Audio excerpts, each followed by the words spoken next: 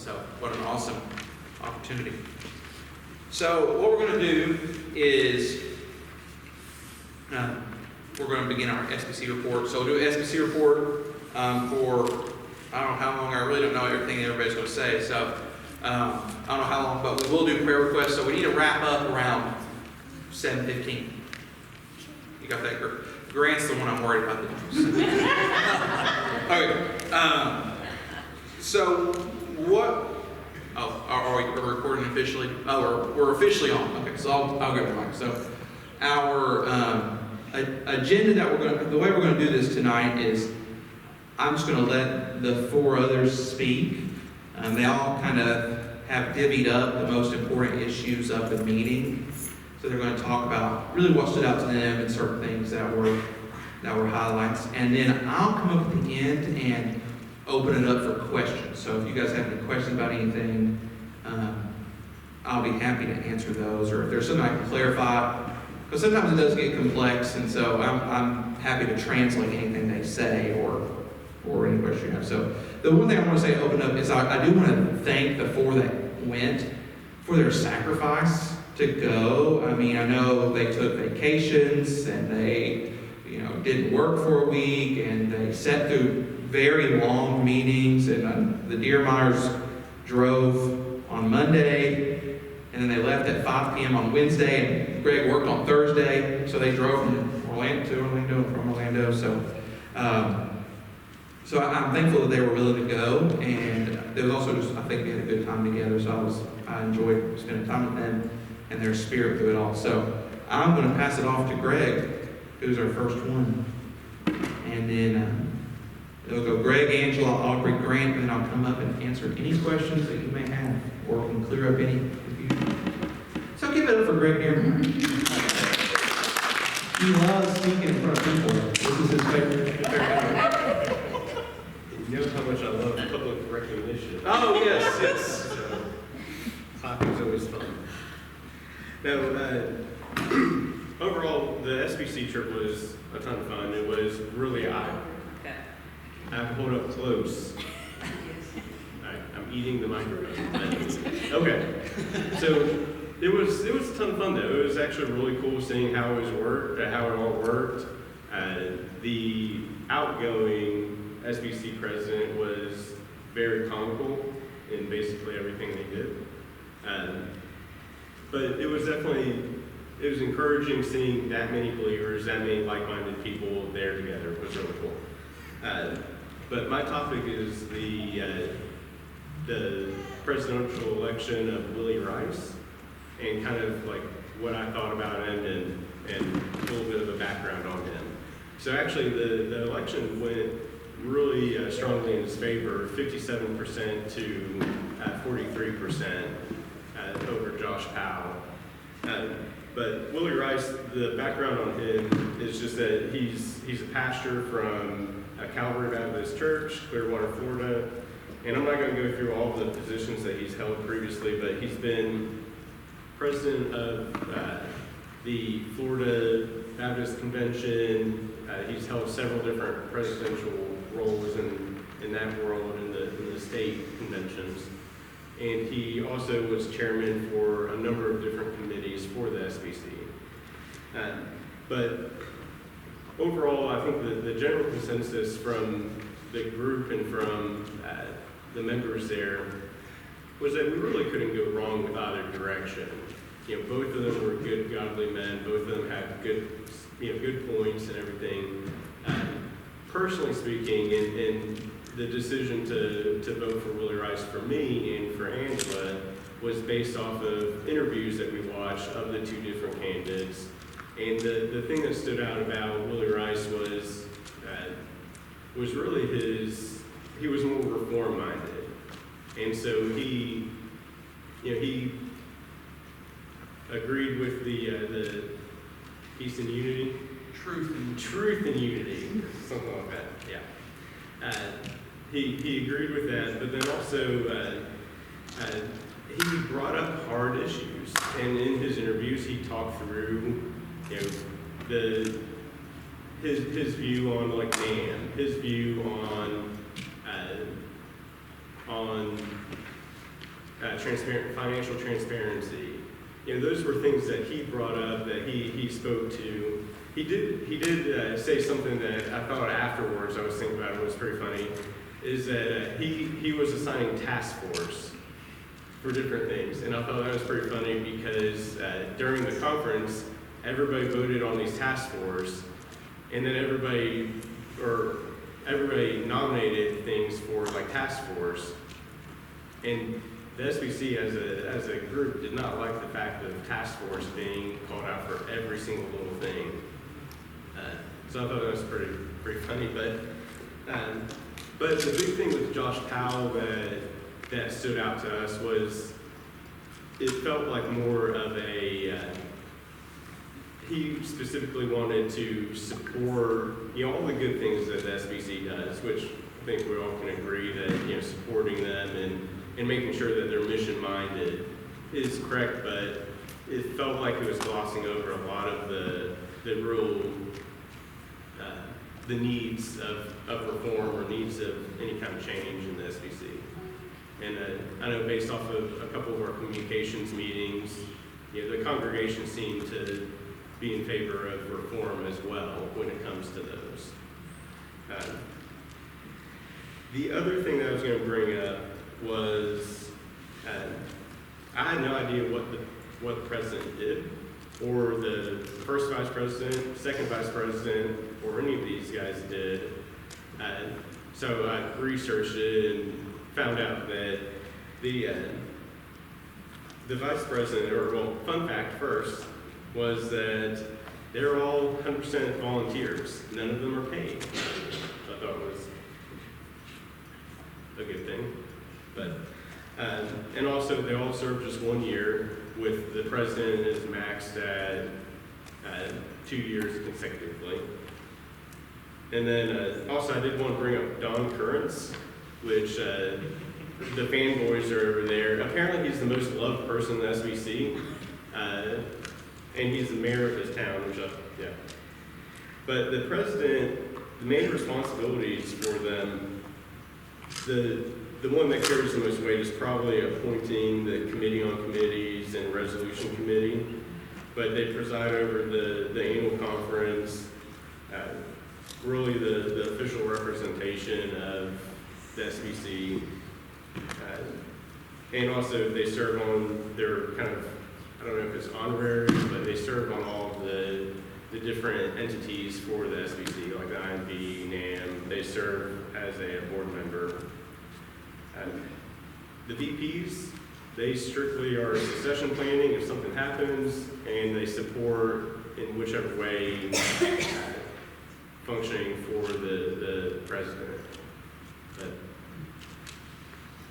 I didn't know what the second VP did myself, so yeah, I learned something. succession planning. There you go. Yeah. That's really all I have.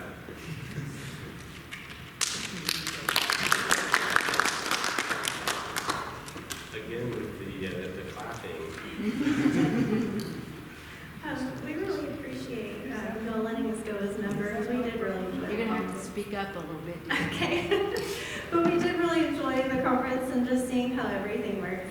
I'll be talking about the IMB. So the IMB has missionaries in 155 countries. We got to see 63 of the missionaries there as they were being sent out. And they did a whole thing on it, so it was really great. We saw the identities of some of them, and then some of them were unknown because they stand behind a shadow box there. And so overall, the missionaries asked for prayer for protection over their families, spiritual growth for their families, sharing the gospel so they can reach the lost, perseverance and preparedness for their journey, and that they can follow and know the Lord well as they show love, make Christ known, and are a light in the darkness. And it was surprising to me to see that there was a lot that were, they were hidden, but a lot of them were going into Muslim nations and different places like that. And so it was very encouraging to see that in an area that's hard to reach. A motion was made for the IMB missionaries to be able to opt out of the vaccines, especially for children that are not required for entering the country they're serving in. The next day, Dr. Paul Chip Chitwood, the president of IMB, addressed it on how they have top infectious disease physicians, researchers, and more that make well-informed decisions on the required vaccinations. Dr. Paul Chitwood also discussed on another topic, there was a decline in inflation that affected the cooperative program giving, but then it therefore affected the IMB, since a lot of their funds go to that. But now the cooperative program will now be allocating 51% to the IMB, so they went up about 17. And then Kevin Ezell, the president of NAM, and Dr. Paul Chitwood, the president of IMB, they were both standing together on stage, which was very encouraging, and they shared the importance of missions and how we can get involved through the Send Relief programs. So they have mission trips that they do in helping hunger. So those are ways that all of our local churches can get involved with the Send Relief program. There was also one more thing I was going to add at the end here. They talked about a resolution, number 4. It's about children with disabilities and inclusion, and they showed videos, and people even came up to the mic with stories who have seen children with disabilities and just how they are so important, and being just inclusion with that in the church. It was on the church's opportunity for evangelism, discipleship, and care for persons with disabilities and their families. So some things I saw neat in the video is they had headphones as you come into the church service, so somebody who may have struggle with autism, they can have that in case it gets too loud in the church service, and just little things that were neat. That's about all I had.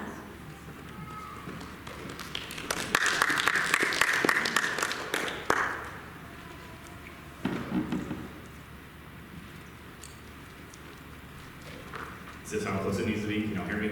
Yes. So this was really cool. I'd never been to SBC, and it was cool to see how it all worked.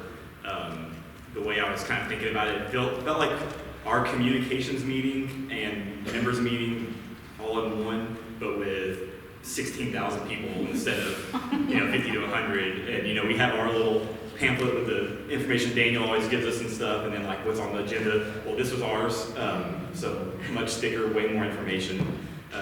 So the parts that I'm going to point out, just trying to narrow down what part of the finances to talk about was very difficult because it's pages and pages, and it's set up the same way we do it with the same kind of format and everything. But one thing I did want to point out was, if I can find my page, there it is. The total operating budget, the comprehensive summary of the operating budget for everything that includes IMB, the SBC, Executive Committee, NAM, Lifeway, all the seminaries and everything. For the fiscal year, the entire operating budget is $1.158 billion, which is, my brain can't comprehend that number, so that's pretty high up there. But the other parts I wanted to point out, just because of cooperative program giving and stuff like that. So the cooperative program allocation budget proposal this year got the IMB up to 51% of the allocation from that, which I guess, from what I read, and correct me if I'm wrong, it was 16 years ago is when they said they were going to hit 51%. So they've, I guess, slowly gotten there, and now they're finally going to do that for this year's budget, which was an increase roughly about $1 million, going more to the IMB.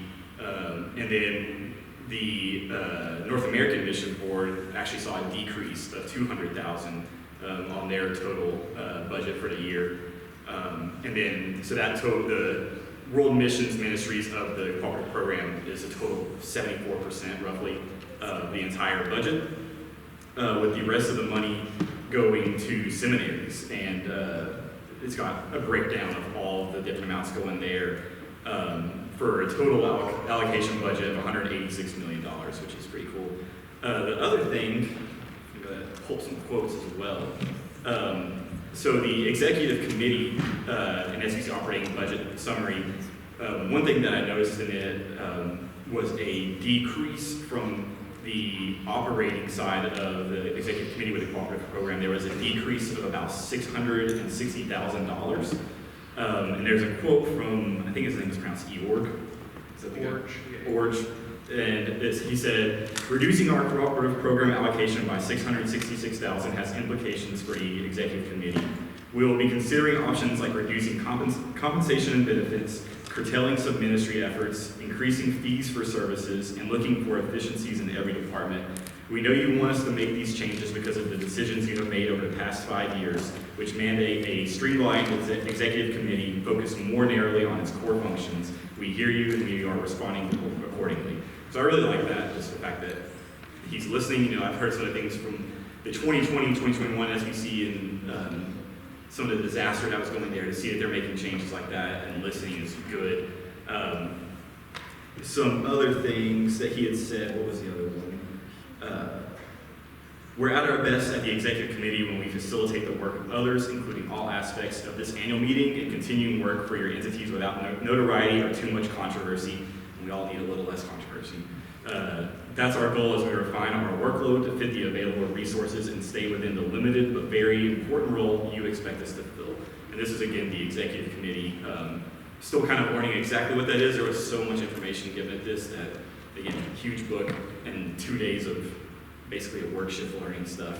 And then the last quote from him I wanted to point out because I know it's been in the news and people kind of know about it.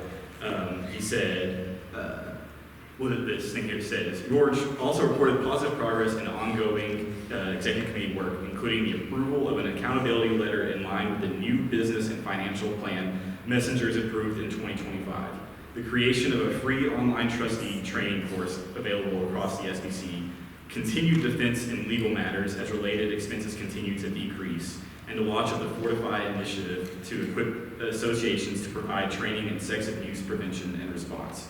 And then he went on, he said, while we have not resolved all of our legal challenges, our overall caseload has declined and our overall legal expenses have decreased. We are grateful for steady progress in the right direction, and we also continue to manage systems and provide resources to assist Southern Baptists with sexual abuse prevention and response. Because that was a thing, I was listening to it on the way in with that, some guys talk about some of the people, especially on the outside, when they hear about us passing something about women pastors, they always point to all of our sexual abuse stuff that had in the past been tried to be covered up and stuff, and how there's ongoing legal stuff with that, and they're making progress in that, and also less money is having to go to those legal processes now, which is a good thing. And so with that, Matt also wanted me to speak on NAM. So that was one, if there was any, I don't want to say negative, but not positive that I took away from the SBC was, there was a couple people who did ask questions to NAM about their financial transparency and all of that, and the answers they gave were what I like to call like legalese, you know, a good answer if you don't read into it kind of thing. And one of the things they had said was that they do internal and independent audits about all their financial information, and that there's been found no wrong in that, and that you can go online and see where all their dollars go to, which you can see where, but you can't really see how the dollars are spent. So that's where a lot of people do have the issue, and so I did want to bring that up, that people did go to the mic and try to ask NAM about some of the financial transparency issues that people have been talking about. But to lead into what NAM has done good, they, in their thing, they were talking about it, because he spoke for about 2 hours, and I'm not a good note taker, so I'm going to just use the book and what they have wrote here. They spoke about how they have distributed more than 36,000 evangelism kits, and this year they trained more than 2,400 churches in person on how to use them. They hosted a women's evangelism conference in 2025, and in addition, more than 17,000 people heard the gospel through Crossover Dallas in June, resulting in 711 recorded salvations, which from my understanding, Crossover Dallas was, the SBC was in Dallas last year, and they do this event every year, so I guess we'll have a crossover Orlando to report on next year, where local churches do evangelism and mission work in the town. They said they continue to partner with Southern Baptist churches to plant new churches across North America. Southern Baptist started 792 churches in 2025. This included 699 new plants, the most since 2016, and 93 replants, with 32 new campuses and 127 new affiliations. All told, Southern Baptist added a total of 951 new congregations. But they also talked about, where They have they endorse and train more than 3,000 chaplains serving around the world, and through 3/4 of 2025, because that's all the data they had at the time of the report, Southern Baptist chaplains reported presenting the gospel more than 109,000 times and counted 19,062 professions of faith and 2,702 baptisms. And they also just talked about how in the past 5 years, we've seen an increase of baptisms for 5 consecutive years. And I think this is the first time in like 75 years, if I remember right. So that's a net positive. Like, we can be very happy about more baptisms, more people coming into the faith. But yeah, overall, it was a great time. I hope to go back to SBC next year or years in the future. Learned a lot. It was very nice to see the overall spirit of the room was mostly unity. Like, from what I'd heard about past ones and stuff like that, I was worried it was going to be a fire fest, but it seemed like the overall people there were handling everything in unity and very positive overall about the way things are going now. Especially, I would hear people around me even saying, like, man, compared to 2021, this just feels so much better. And, you know, I know, Janet, you went to 2021, and, you know, hearing people say that just, like, around me was just like, okay, this must feel better. Like, they must be going in the right direction. So overall, I was very encouraged, and it was a great time. So great. Have 7 minutes. That put me last, so it wouldn't take too long. So, long ago, the distant past of the year 2024, I left the SBC kind of disappointed, a little sad. I feel like the room felt divided. We didn't get through a lot of the, agenda items we had, like financial transparency and the law amendment. And the same was true the next year. And what was so great this year was I left feeling encouraged. The room felt together, and we passed what for me was the apex of the whole thing, the Truth and Unity Amendment. So that's what I'm here to talk about with you today.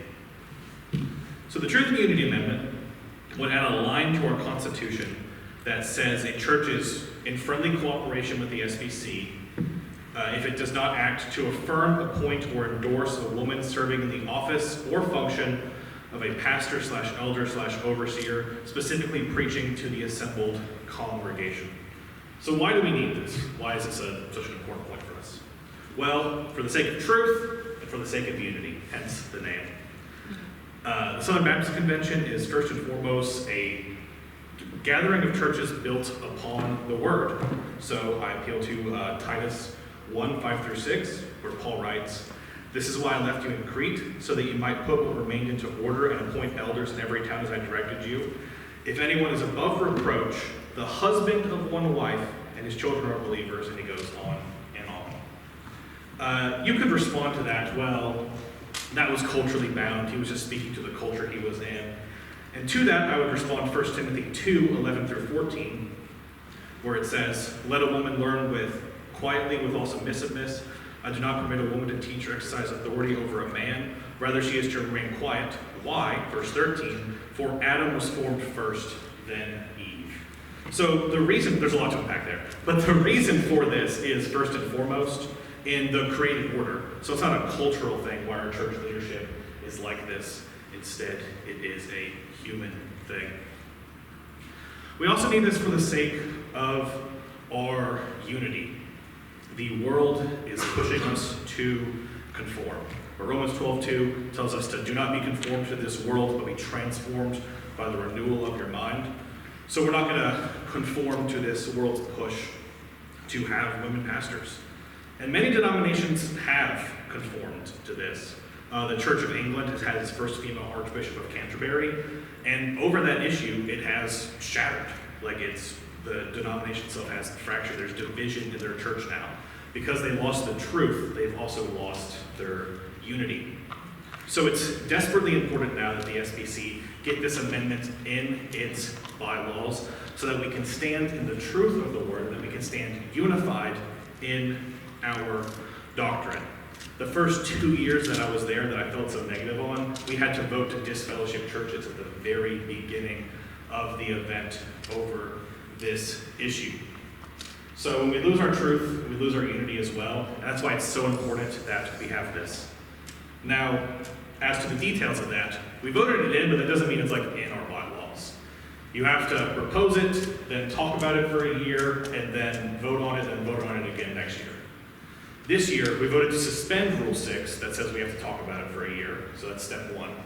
Then we voted, we had a supermajority, 2/3, and then next year, if we vote on it again, then it'll be added into our SBC bylaws. So we gotta go back next year and do it again. We had 75% this year, so I'm fairly confident we'll get it next year. That's not as confident, okay? Yeah, but we need this and it's good, so, all right.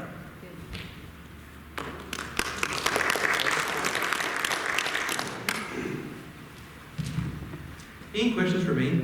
Yeah, so, ready? Yes, David? I have two questions. Okay. One, I guess, what Aubrey was talking about, what was the number that was given for the total amount that the churches or that the SBC raises per year? Total they raise. Total offerings, cooperative That program. total budget thing I said? Yes. 1.158 billion.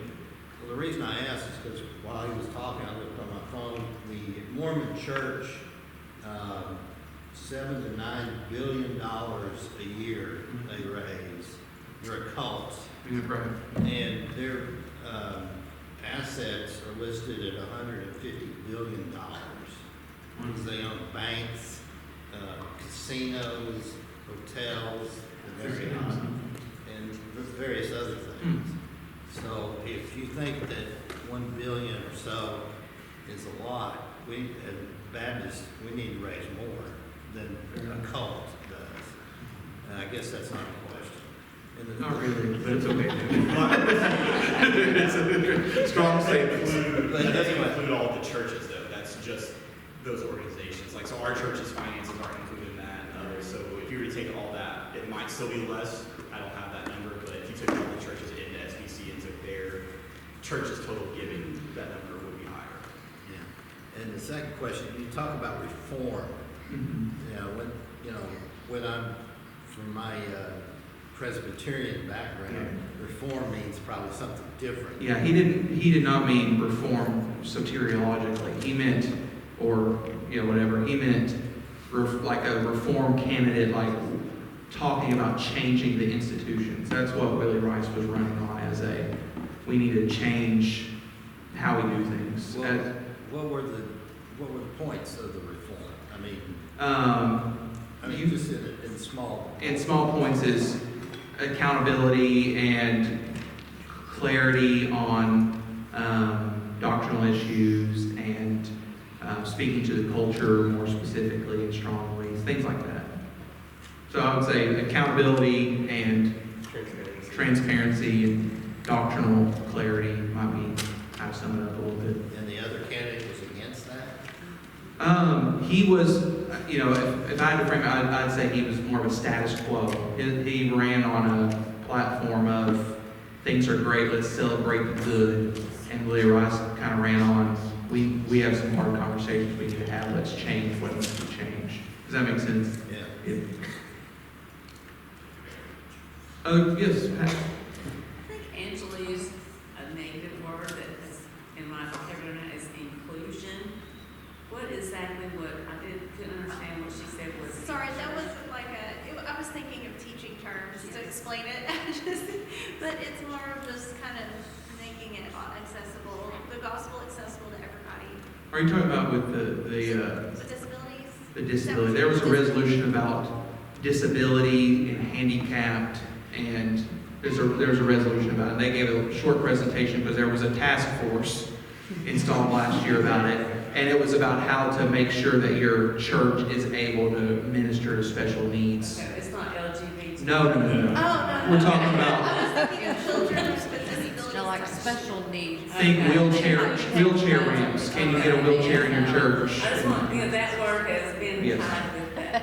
Oh, yeah, different. Different subject. Thank you for asking. Okay. Yeah. Yes, Kim? Pastor, in 2025, the ERLC was a topic of discussion. I think there was even some discussion around abolishing it altogether. Yeah. Did that come up again this year? It did not, no. So Willie Rice was the one who made that motion last year, just to have some connect the dots. He not right in front of me, Grant and Paul were sitting in front of him while he did that. And the vote was 45%, Grant, is that correct? Somewhere in that ballpark, 45% to abolish, needed 50% 2 years in a row. Shortly after, their president resigned, and so Brent Leatherwood resigned about a month later, and about a month or two before the convention, they installed a new president named Evan Linnell, and he is from, I think, North Greenville University as an ethics professor. Different lane from the Russell Moore, Brent Leatherwood camp, kind of a different situation. And so nothing came up about the ERLC. It was more, I think, from what I've heard, people are saying, let's give this new guy a shot and see how it goes, because he seems from a different world. And I think, from what I've heard, they're going to focus less on political advocacy and more on just trying to equip churches on pro-life, ethical issues, stuff like that. So we'll see. I think that's where it was at, but there was no motion from the floor about the ERLC. Okay. I don't have another question, but I would like to make a comment. Willie Rice being elected president, which I think is just outstanding. It's so much encouragement to me personally. I hope it does others. But I know you guys heard him speak at the pastor's conference on Monday. Preach, yeah. It was a sermon. I would encourage everybody to go listen. I mean, it's tremendous. I think you described it as monumental, right, Pastor Matt? Yes. I think everybody should go and hear the word that he brought. Yeah, so I sent that link out on Monday, I think. So if you click that, it should go right. It's a long video. Don't get intimidated by that. But if you click the link, it should go right to where his sermon begins. And about 30 minutes is something of a longer sermon, but yes, I very much encourage you to listen to that. And whoever listens to it is giving me very good feedback on it. So, any other questions?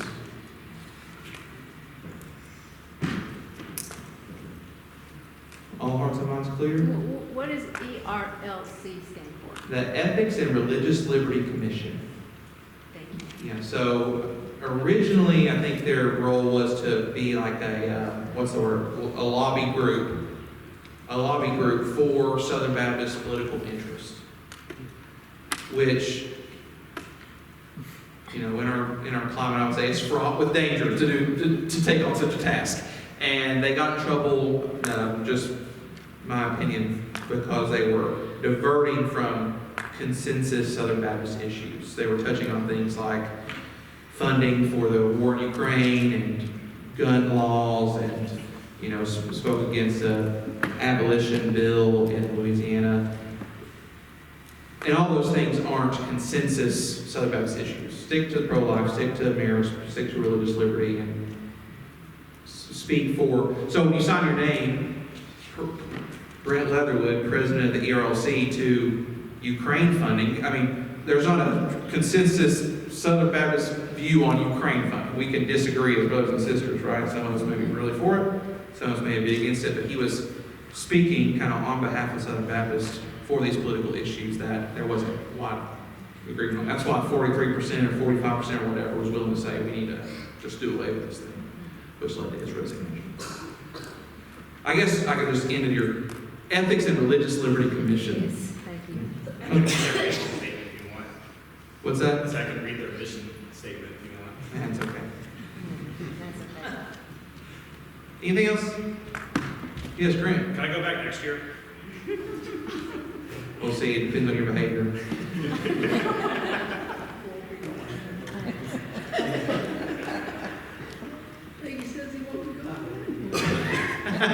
Rita said it, Peggy. No, I didn't say it. Anyway, it was, like Grant said, I do think it was an encouraging trip, unlike years prior, but it was a good spirit, and I think we all kind of left encouraged.